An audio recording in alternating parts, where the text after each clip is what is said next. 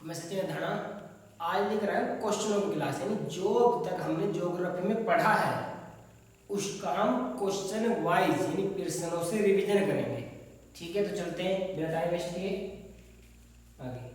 पहला क्वेश्चन, भूगोल का पिता कौन है? जो सबसे पहली वाली क्लास थी उसी में इरेटोस्थनीज नामक एक व्यक्ति की कहानी थी, तो उसमें एक नाम था इरेटोस्थनीज। तो हम कह सकते हैं उसने ही इतिहास से भूगोल को अलग देखा और सबसे पहले एक वर्ड का यूज किया था जिसे कहते हैं हम भूगोल।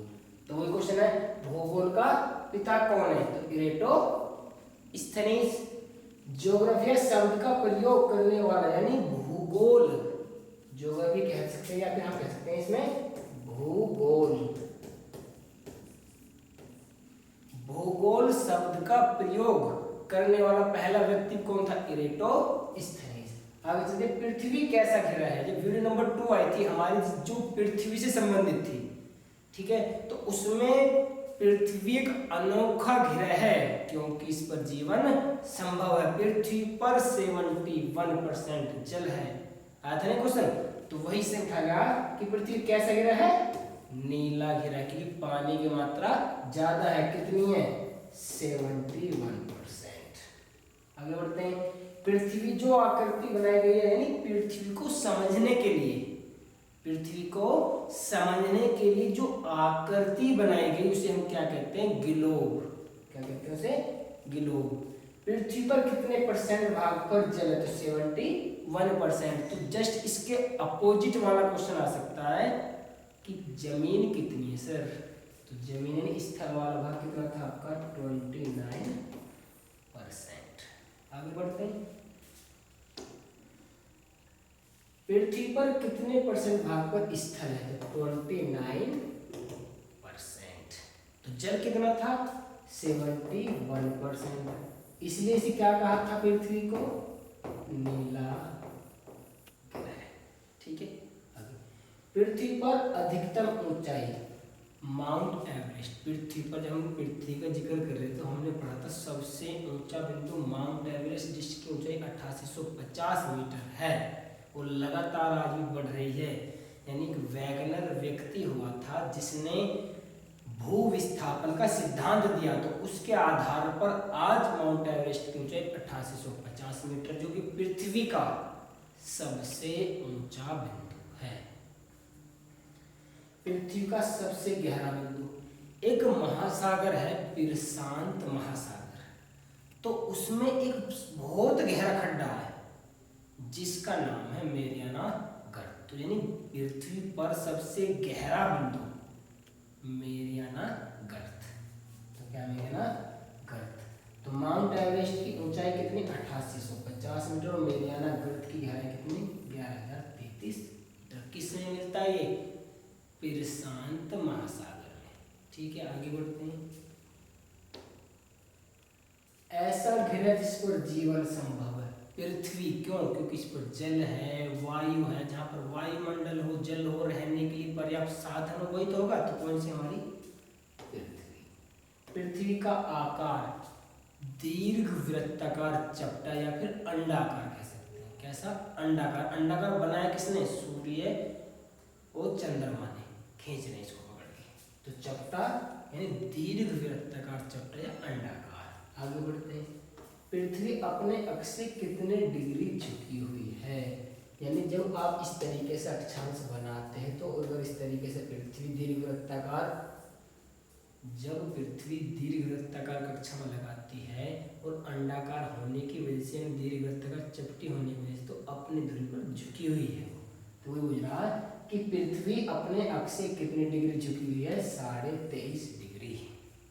ठीक है, ताबड़तोड़ डिवीजन करते हैं, आगे चलते हैं, पृथ्वी कक्षा तल से कितना झुकी है? कितना कोण बनाती है? 66.5 डिग्री। पृथ्वी की बहन किसे कहते हैं? शुक्र। शाम का तारा शुक्र है ना, शोभ का तारा शुक्र, पृथ्वी की बहन शुक्र, सबसे चमकीला ग्रह शुक्र, सबसे गर्म ग्रह शुक्र। ठीक है, आगे बढ़ते हैं, पृथ्वी ग्लोब पर खींची गई सीधी रेखा देशांतर। जैसे हमने ग्लोब बनाया था तो उस पर कुछ खड़ी हुई रेखाएं थी जिन्हें देशांतर, कुछ पड़ी हुई रेखाएं थी जिन्हें क्या कहा था हमने? अक्षांश कहा था। तो पृथ्वी पर खींची गई लेटी हुई रेखा अक्षांश, क्या ये वास्तविक है ना, इन्हें हमने माना है। यानी काल्पनिक रेखा जो ग्लोब के चारों ओर है, उनमें कुछ खड़ी हुई है, कुछ पड़ी हुई है, जो पड़ी हुई है उन्हें अक्षांश और जो खड़ी हुई है उन्हें देशांतर। ठीक है, आगे बढ़ते हैं। देशांतर की कुल संख्या कितनी? 360। कितनी? 360। यानी हमने सम क्षेत्रों को कितने भागों में बांटा? 24 भागों में बांटा है। तो जब 24 भागों में बांटा है तो इसे 24 से डिवाइड करेंगे तो 15 आ जाएगा। तो 15 डिग्री बराबर 1 घंटा निकल कर आ रहा है। यानी अगर हम 15 डिग्री देशांतर आगे या पीछे चले जाएं तो हमारी घड़ी के समय में 1 घंटे का अंतर आ जाएगा। क्लियर? आगे बढ़ते हैं। अक्षांशों की कुल संख्या, अक्षांशों की कुल संख्या कितनी है? 181। यानी पृथ्वी में बीचों बीच एक भूमध्य रेखा, उसके ऊपर का उत्तरी गोलार्ध, नीचे का दक्षिणी गोलार्ध, 90 ऊपर 90 नीचे, एक बीच में टोटल कितने? 181। 1 डिग्री देशांतर कितने समय के बराबर होता है? 4 मिनट के बराबर। जैसे मैंने बताया अभी, टोटल जो होता है 360 देशांतर होते हैं, इसे हमने 24 भागों में बांटा। 24 में बांट लिया। 24 से जब आप इसे भाग दोगे तो आपका आंसर आ जाएगा 15। 24 एकम 24, 12 बच गए, 24 पंजे 120, 15 डिग्री। तो 15 डिग्री बराबर 1 घंटा आया। तो 1 घंटा यानी 15 डिग्री 60 मिनट। तो आपका जब 15 चौका 60, तो 1 डिग्री बराबर आ जाएगा आपका 4 मिनट। क्लियर? यानी अगर हम 1 डिग्री देशांतर आगे या पीछे बढ़ते हैं तो समय में कितना बदलाव आएगा हमारा? 4 मिनट का। आगे चलते हैं। 15 डिग्री देशांतर कितने समय के बराबर होता है? हमने अभी निकाला कितना? 1 घंटे। किसी स्थान की जलवायु स्थिति पता करने के लिए किसका प्रयोग करते हैं? अक्षांश तथा देशांतर। किसका प्रयोग करते हैं? किसी भी स्थान के बारे में हमें जानकारी लेनी तो किसका प्रयोग करेंगे? अक्षांश और देशांतर। दो अक्षांशों के बीच की दूरी 111 किलोमीटर होती है। यानी अगर हम दो अक्षांश इस तरीके से लेते हैं तो इनकी जो बीच की दूरी है ये 111 किलोमीटर होगी। ठीक है। दो देशांतरों के बीच की दूरी कितनी है? 111.32 किलोमीटर। लेकिन कहाँ है? विषुवत रेखा पर। विषुवत रेखा पर। ठीक है। जैसे जैसे आप ध्रुवों की ओर जाओगे तो ये घटती जाती है। ठीक है, आगे बढ़ते हैं। पृथ्वी को दो बराबर भागों में बांटने वाला अक्षांश रेखा, बांटने वाले अक्षांश रेखा को क्या कहते हैं? भूमध्य रेखा। जैसे मान लीजिए इस तरीके से हमारी पृथ्वी, तो अगर इसके बीचों बीच एक रेखा खींचा है तो एक भाग ये, एक भाग ये, तो इसको क्या कहते हैं हम? भूमध्य रेखा। आगे देखते हैं। 0 डिग्री अक्षांश रेखा किसे कहते हैं? यानी इसी को कहते हैं 0 डिग्री। 90 इसके ऊपर है, 90 इसके नीचे है, तो ये कितना है? 0 डिग्री विषुवत रेखा को। इसके 0 डिग्री अक्षांश रेखा, विषुवत रेखा, भूमध्य रेखा, 3 नाम है इसके। आगे बढ़ते हैं। सूर्य जून को किस अक्षांश पर स्थित होता है? कर्क रेखा पर चमकता है। किस दिन? 21 जून को। आगे, सूर्य कर्क रेखा पर कब होता है? 21 जून को। तो हम कह सकते हैं कर्क रेखा पर, यानी उत्तरी गोलार्ध की बात चल रही है, तो उत्तरी गोलार्ध की बात चल रही है, तो उत्तरी गोलार्ध का यह बड़ा दिन होगा। आगे, सूर्य मकर रेखा पर कब होता है? 22 दिसंबर को। यानी अब दक्षिणी गोलार्ध की बात चल रही है, मकर रेखा, तो 22 दिसंबर को वहां बड़ा दिन होगा। आगे चलते हैं। सूर्य 22 दिसंबर को कहाँ स्थित होता है? मकर रेखा पर। सूर्य विश्व रेखा पर विषुवत रेखा है, सॉरी ये क्या है, भूमध्य रेखा या विषुवत रेखा, विषुवत रेखा। तो 21 मार्च और 23 सितंबर को होता है, 21 मार्च और 23 सितंबर। 21 मार्च और 23 सितंबर को सूर्य कहाँ होता है, विषुवत रेखा पर। आगे बढ़ते हैं। पृथ्वी के भूमध्य रेखा से ऊपर वाला भाग उत्तरी गोलार्ध, नीचे वाला भाग दक्षिणी गोलार्ध। जैसे कि हम मान ली इस तरीके से हमने पृथ्वी बनाई और पृथ्वी को इस तरीके से दो हिस्से किए जिसे 0 डिग्री अक्षांश कहते थे। ऊपर वाला भाग उत्तरी गोलार्ध और नीचे वाला भाग दक्षिणी गोलार्ध। आगे बढ़े। कर्क रेखा भारत के कितने राज्यों से होकर गुजरता है, 8। कौन कौन से, गुजरात, राजस्थान, मध्य प्रदेश, छत्तीसगढ़, झारखंड, पश्चिम बंगाल, त्रिपुरा और मिजोरम। ठीक है। पृथ्वी का सूर्य से बढ़ती दूरी के आधार पर नंबर कौन सा है, 3वां नंबर है। कौन सा नंबर है, 3वां। पहला बुध, शुक्र और पृथ्वी। हमने वीडियो अगर अच्छे से देखी तो ताबड़तोड़ रिवीजन होगा इसका। कैसा होगा, ताबड़तोड़, बहुत जल्दी जल्दी है ना। पृथ्वी की बहन शुक्र। कौन सी पृथ्वी की बहन, शुक्र। दक्षिणी गोलार्ध का सबसे छोटा दिन 21 जून। मतलब जब सूर्य उत्तरी गोलार्ध में होगा तो वहां बड़ा दिन, तो यह दक्षिणी गोलार्ध का सबसे छोटा दिन होगा 21 जून। उत्तरी गोलार्ध का सबसे छोटा दिन जब सूर्य दक्षिणी गोलार्ध में पहुंच जाएगा। जब सूर्य दक्षिणी गोलार्ध में पहुंच जाएगा तो उत्तरी गोलार्ध का छोटा दिन होगा। तो कब, 22 दिसंबर कहाँ होता सूर्य, मकर रेखा पर, मकर रेखा पर। आगे बढ़ते हैं। उत्तरी गोलार्ध का सबसे बड़ा दिन 21 जून। कहाँ, सूर्य कहाँ होता है, कर्क रेखा पर। आगे, दक्षिणी गोलार्ध का सबसे बड़ा दिन 22 दिसंबर, यानी कहाँ होता सूर्य, मकर रेखा। आगे बढ़ते हैं। पृथ्वी को अपने धुरी पर घूमना परिभ्रमण कहलाता है।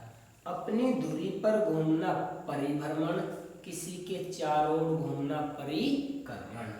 तो पृथ्वी का सूर्य के चारों ओर घूमना परिक्रमण। आगे चलते हैं।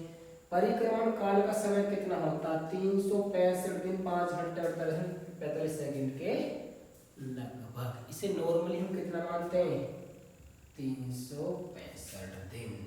कितना मानते हैं, 365 दिन। तो ये जो बचता आपका बाकी का समय यानी लगभग 6 घंटे, तो इस 6 घंटे 4 साल में कितने हो जाते हैं, 24 घंटे। और इसे हम मानते हैं 1 दिन।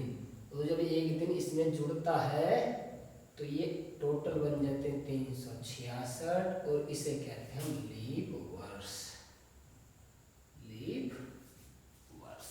आगे बढ़े। परिभ्रमण के कारण होते हैं दिन और रात। अगर पृथ्वी परिभ्रमण ना करे तो क्या दिन रात होंगे, नो सर, नहीं होने के भाई। आगे बढ़ते हैं। परिक्रमण के कारण होते हैं मौसम बदलना, यानी अगर परिक्रमा, पृथ्वी सूर्य की परिक्रमा कर रही है तो उसी के कारण मौसम बदल रहे हैं। आगे, परिभ्रमण का समय कितना होता है, 23 घंटे 56 मिनट 48 सेकंड के लगभग। सामान्य वर्ष 365 दिन, जैसे मैंने भी समझाया था, और लीप वर्ष 366 दिन। तो देखते हैं अगला क्वेश्चन नेक्स्ट। लीप वर्ष होता है 366 दिन। वाह हमारी टीम, क्या लिखते हैं, हिंदी इंग्लिश में लिखते हैं दिन। ठीक है भैया, दिन। 0 डिग्री देशांतर के अन्य क्या नाम है, प्राइम मेरिडियन, प्रधान देशांतर। 0 डिग्री अक्षांश या भूमध्य रेखा भी कहते हैं ना। ठीक है। पूरे विश्व का समय कहाँ से लिया गया है, लंदन से लिया गया। कहाँ से, लंदन से। ब्रिटिशों का राज था, जब ब्रिटिशों का राज था तो लंदन से लिया जाना था। ठीक है। भारत का समय कहाँ से लिया गया है, प्रयागराज, नैनी, जो कि लंदन से 82.5 डिग्री ईस्ट पर स्थित लंदन यानी 0 डिग्री देशांतर। ये आवाज करता है, वही से लिखेंगे। आगे बढ़ते हैं। 180 डिग्री देशांतर को पश्चिम से पूर्व यानी इस तरीके से अक्षांश है, ये 180 डिग्री, ये ईस्ट और ये वेस्ट। कहाँ से पार करा? पश्चिम से पूर्व, ऐसे। तो पार करने पर दिन घटेगा या बढ़ेगा? दिन घटेगा। क्या होगा? दिन घटेगा। क्यों? ये एक दिन आगे चलते हैं। पूर्व में अगर 1 जनवरी है तो यहाँ पर 31 दिसंबर होगा। तो ये एक दिन आगे तो दिन घटेगा। क्यों? 31 दिसंबर चला, वहां पहुंचा, लाइन पे आप पार करते ही 1 जनवरी, तो एक दिन कब जिया भाई? तो घट गया ना। आगे बढ़ते हैं। 180 डिग्री देशांतर को पूर्व से पश्चिम, अब की बात ऐसे करना। 1 जनवरी नई साल मना के निकला भाई साहब, नई साल मना के निकला, पहुंच गया, आप पार करती है वेस्ट में। तो यहाँ 31 दिसंबर था, अगले दिन फिर मनाओ, फिर मनाओ क्या? 1 जनवरी पार्टी, नई साल मनाएगा ना, तो एक दिन बढ़ेगा। क्लियर? भारत का मानक समय लंदन से कितना डिग्री आगे? तो मैंने बताया था भी 82.5 डिग्री आगे। लंदन से भारत का समय कितने घंटे आगे है? 5.5 घंटे। क्यों? अगर हम इस 82.5 को हम 60 से भाग दें, इसे 4 से करते गुना, तो मिनट में आ जाएगा, तो टोटल आ जाएगा आपको 5 घंटे 30 मिनट। ठीक है, ताबड़तोड़ रिवीजन। ध्रुव पर कितने दिन की रात और रोज, यानी ध्रुव पर कितने समय का दिन और रात होते हैं? 6 महीने का दिन और 6 महीने की रात। हमने खूब पढ़ा था अच्छे से। जीएमटी किस महासागर से होकर गुजरती है? अटलांटिक। इससे अटलांटिक महासागर से। देशांतर रेखाओं का दूसरा नाम मेरिडियन भी कहते हैं। क्या कहते हैं उन्हें? मेरिडियन। पृथ्वी का आकार अंडाकार या दीर्घवृत्ताकार चपटा। पृथ्वी के सूर्य के पास आने की घटना उपसौर कहलाती है, और इसके जस्ट एक साथ में दूर जाने की अपसौर। ये उपसौर पास आ रहा है, दूर जा रहा है तो अपसौर। आगे, पृथ्वी में सूर्य से दूर जाने की घटना अपसौर कहलाती है। दूर जाना अपसौर, पास आना उपसौर। ठीक है, अपसौर की घटना कब होती है? 3 जनवरी को होती है। अपसौर यानी दूर नहीं, अपसौर ये उल्टा लिख दिया भाई साहब। तो अपसौर की जो घटना होती है, अपसौर मतलब दूर जाना, तो 4 जुलाई को होता है। ये मिस्टेक है। कब होता है? 4 जुलाई। उपसौर कब होता है? अपसौर की घटना, अपसौर मतलब दूर जाना, तो 4 जुलाई को होता है। ठीक है, और उपसौर मतलब पास में आना, तो ये 3 जनवरी। 3 जनवरी कब होता है? सूर्य पास में होता है। ठीक है, नहीं उपसौर। अपसौर मतलब दूर, कब होता है? 4 जुलाई। आगे बढ़ते हैं। पृथ्वी के चंद्रमा की और सूर्य के बीच आने की घटना चंद्र ग्रहण, यानी जब पृथ्वी चंद्रमा और सूर्य के बीच में आती है तो चंद्र ग्रहण, और जब चंद्रमा बीच में आ जाए तो सूर्य ग्रहण। तो अगली का है सूर्य ग्रहण। आगे बढ़ते हैं। पृथ्वी अपनी धुरी पर पश्चिम से पूर्व घूमती है। कैसे घूमती है? पश्चिम से पूर्व। भारतीय मानक समय रेखा कितने राज्यों से होकर गुजरती है? 5। यानी भारत की जो 82.5 डिग्री जो देशांतर रेखा है, कितने राज्यों से गुजरती है? वो 5 से। ठीक है, आगे। गुजरात से अरुणाचल प्रदेश में समय में अंतर कितना है? 2 घंटे का अंतर है। गुजरात और अरुणाचल प्रदेश में कितने घंटे का अंतर है? 2। तो कह सकते हैं हम 30 डिग्री देशांतर का अंतर है। 30 डिग्री देशांतर। ठीक है, क्यों? क्योंकि 15 डिग्री देशांतर बराबर 1 घंटा। ठीक है। आगे, ऐसे राज्य जिनमें 0 डिग्री देशांतर और कर्क रेखा दोनों 0 डिग्री में 82.5 डिग्री, कितने 82.5 डिग्री जो भारत की जो मानक देशांतर रेखा है और कर्क रेखा, तो ऐसे 2 राज्य पड़ते हैं दोनों माते, मध्य प्रदेश और छत्तीसगढ़। आगे, नेपाल में माउंट एवरेस्ट को क्या कहते हैं? सागर माथा। तो चीन में क्या कहते हैं? अभी पढ़ते हैं, चीन में क्या कहते हैं? तो चीन में माउंट एवरेस्ट को क्या कहते हैं? चोमालंगमा बोलते हैं, चोमालंगमा, ठीक है। भारत में तो माउंट एवरेस्ट और नेपाल में सागर माथा, चीन में चोमालंगमा। पृथ्वी पर पीने योग्य पानी 0.3%, फिर कैसा पानी ज्यादा? खारा, जो समुद्र में, ठीक है। आगे बढ़ते हैं, दुनिया को कितने ऐसे समय क्षेत्र बांटा गया? मैंने बताया था 24, क्योंकि हमने याद पूर्वक से 360 को किससे भाग दिया था? हमने 24 से भाग दिया था। 360 को किससे भाग दिया था हमने? 24 से। 1 घंटे में कितने देशांतर बराबर होता? 15 डिग्री देशांतर। अभी तो पीछे क्वेश्चन आया था। भूकंप तरंग कितने प्रकार की होती है? 3 भूकंप तरंग, ठीक है। कल हम टॉपिक वीडियो लेकर आएंगे भूकंप की, किसकी? भूकंप की। बहुत सारे मजेदार वर्ड होंगे, आदि केंद्र, उद्गम स्थल, ठीक है। वो तुम्हारा भूकंप मूल, अच्छा सा है ना। तो भूकंप तरंग कितनी होती है? 3, क्लियर। कौन कौन सी? पी, एस और एल। प्राथमिक तरंग किसे कहते हैं? पी तरंग को, जैसे मैंने अभी लिखा था पी, एस और एल, पी तरंग को कहते हैं प्राथमिक तरंग। कौन सी तरंग तीनों अवस्था में चल सकती है? पी तरंग, ठोस, द्रव, गैस। अगर मैं एक चित्र सा बनाऊं, ठोस, द्रव, गैस, ठोस में भी, द्रव में भी और गैस में। दूसरे नंबर पर ये तो सिर्फ ठोस में चलती है, ना तो गैस में ना द्रव में। और ये तीसरी, ये गैस में नहीं चलती, इस तरीके से, ठीक है। यानी ठोस में चलती है और द्रव में भी चलती है। आगे, कौन सी तरंग द्रव तथा गैस में नहीं? याद रखना, क्या लिखा? वर्ड नहीं। किस किस में? द्रव तथा गैस में। द्रव तथा गैस में कौन सी नहीं चलती? एस तरंग, ठीक है। ये चित्र बना है, पी तरंग जो है ठोस, द्रव और गैस तीनों में चलेगी। एस तरंग ठोस में चलेगी ना, तो द्रव में ना गैस में। एल तरंग द्रव, ठोस में चलेगी, द्रव में चलेगी, गैस में नहीं चलती। आगे, कौन सी तरंग गैस में नहीं चल सकती? तो एल तरंग, ठीक है। वाइफ ऑफ द अर्थ किसे कहा जाता? मेंटल, मेंटल में क्या कहा जाता? वाइफ ऑफ द अर्थ, ठीक है। तो आज के हमारे क्वेश्चन थे 81।